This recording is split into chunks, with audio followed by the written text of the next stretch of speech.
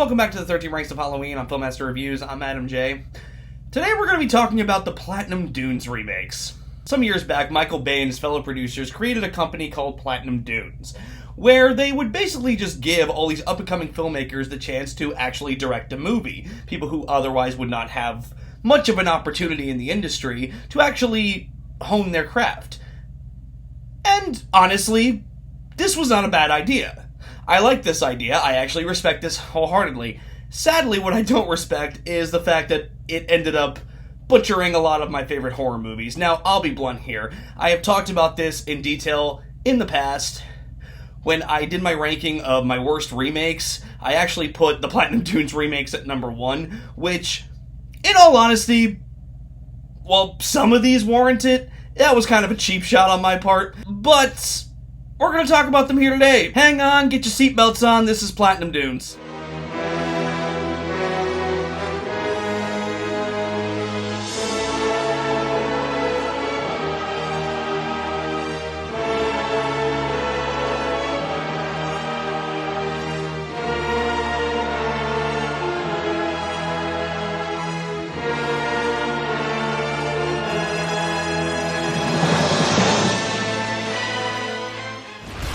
Genius. Starting at number 6, the bottom of the barrel. And this is the movie that I honestly consider the worst horror remake I've ever seen. A Nightmare on Elm Street 2010. Oh, sweet Jesus, screw this movie. Now, I've hated this movie since I saw it in theaters, but before I even saw it, I was really anticipating this film because of who was playing Freddy. I loved the idea of Jackie Earle Haley taking up the mantle of Robert Englund. Sadly, Jackie Earle Haley has little to no new material to work with in this movie. Almost all of his lines are lines that were spoken by Freddy in past Nightmare movies, and because of this, Jackie Earle Haley's Freddy, while he does the best with what he has to work with, he's not allowed to have his own identity. He's not allowed to really enjoy the character, or create new lines, or do anything creative with the role of Freddy Krueger. Because, again, almost every line in here is, we've heard it. We've heard it from Robert Englund. Like, what is even the point? This was a movie that was so badly written, it almost made Rooney Mara quit acting. Now, when I first reviewed this movie, okay, I held Rooney Mara's feet to the fire. In my defense, I'd never seen her act before. This was my introduction to Rooney Mara. Not the best introduction to this actress, because everything she has been in after this, she has been wonderful. She hated this role, and it almost made her quit acting. That is just sad. And here, you can tell, like, she doesn't care, that she's not really interested in the role, because every line from her is so monotone and unconvincing that you can't take it seriously. Kyle Gallner's in the film, constantly looks like he's tweaking on drugs. Thomas Dekker, who I loved on Sarah Connor Chronicles, doesn't really do anything here. He acts emotionally constipated half the time, and it doesn't work. Katie Cassidy is actually pretty good in this movie. The issue is, she's barely in it. She's one of the first people to die, so yeah. The direction by Samuel Bayer, I think his name is just piss poor. There are so many scenes that he tries to recreate from the original, and they do not work at all. The excess amount of CGI in this movie is just not scary, and the movie really lacks the horror and the tension that original film had. Now, this film does try to introduce 2 new concepts. There's one about micronaps, which, people stay awake too long, they'll experience micronaps, and Freddy can invade their dreams that way. That's a great idea. Sadly, again, doesn't go anywhere. Even when they try to do something cool with it, it just looks so ridiculous that you can't take it seriously. Then there's the whole thing with Freddy possibly being innocent of hurting these children. Here's the problem with that. When the mother is telling the backstory, we see the slash marks on a little girl's back. We know he's guilty. We know he's not innocent just from that. This is a movie that constantly insults your intelligence at every turn. It tries to convince you that Freddy might be innocent, but you never buy it. You never do. It's an interesting concept in theory, and if that had actually been the twist, hell, it might have worked. Maybe he was killed for something he didn't do, and now he's just taking his revenge. That's an interesting concept. I mean, I wouldn't have loved it, but I at least would have given this movie credit for trying something new. This movie introduces this concept, doesn't do anything with it, and in the end it turns out he wasn't innocent. So what's even the point? But honestly, there's really nothing good about this movie. This is the worst remake I've ever seen. It ruined my favorite slasher film, and I hate it. Hi, I'm Michael Bay, director of Hollywood hits such as Transformers, and I demand things to be awesome. Coming in at number 5 is The Hitcher. I got a question. How do you get Sean Bean to play the Hitcher and not make him scary? How do you get Sean Bean and make him unintentionally hilarious? That is some straight incompetent filmmaking right there. The original Hitcher with Rutger Hauer, that movie is a classic.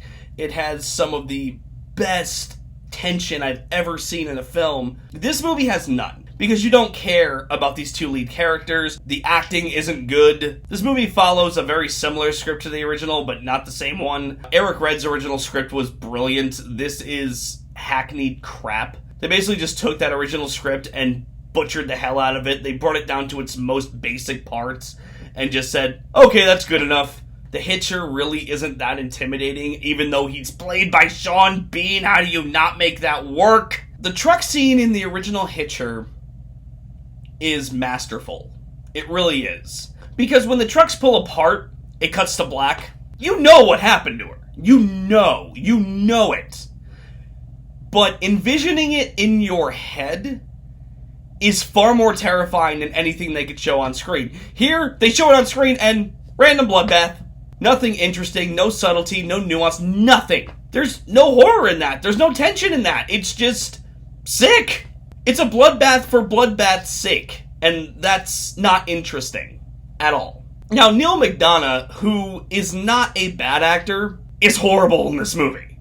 He plays this sheriff character who just... I can't even, you gotta actually see it to believe how bad this performance is. He's got a shotgun to his face, and literally all he says is, go fuck yourself. Doesn't try to fight back, just says go fuck yourself. The acting isn't good, the tension isn't good, the recreated scenes from the original aren't good. This movie is just a mess of a remake that should have never been made. Awesome, pussycat. Number 4 is the remake of Friday the 13th. Now, I just talked about this when I ranked the Friday the 13th film, so I'll be brief with this one. I think that this film is lazy. I don't think it does anything to expand on the Friday the 13th lore.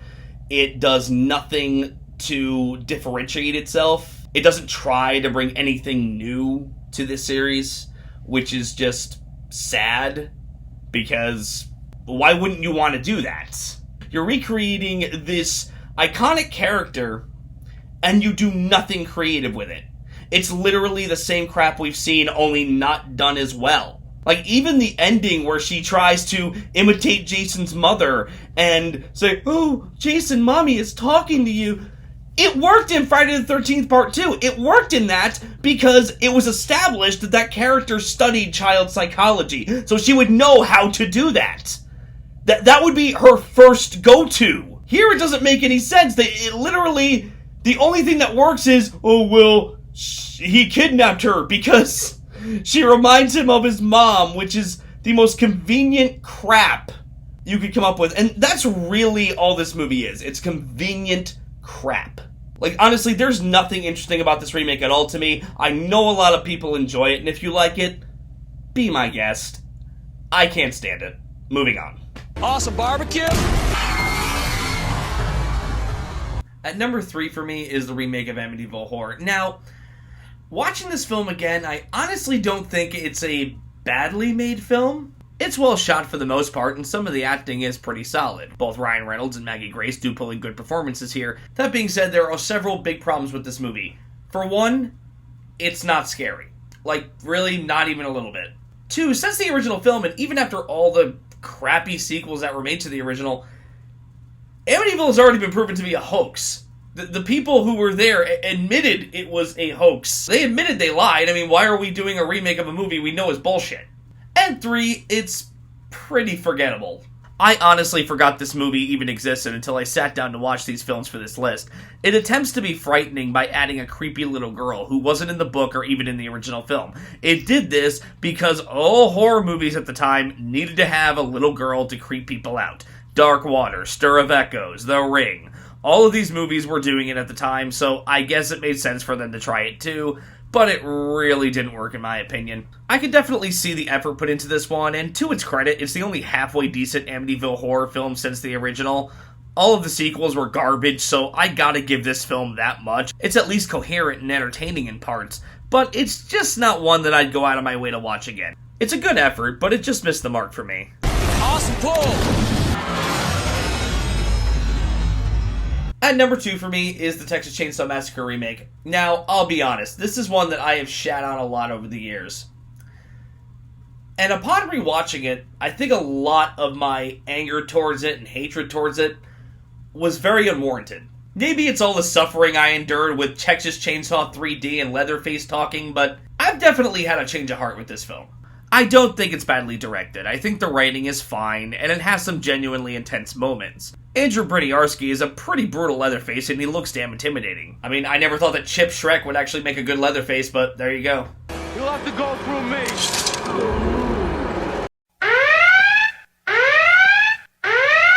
The acting for me is hit and miss. Jessica Biel is fine when she's acting scared, but in all other moments, not so much. The rest of the cast is fine, but none of them really leave an impact. Which, to be fair, you could technically say about some of the characters in the original.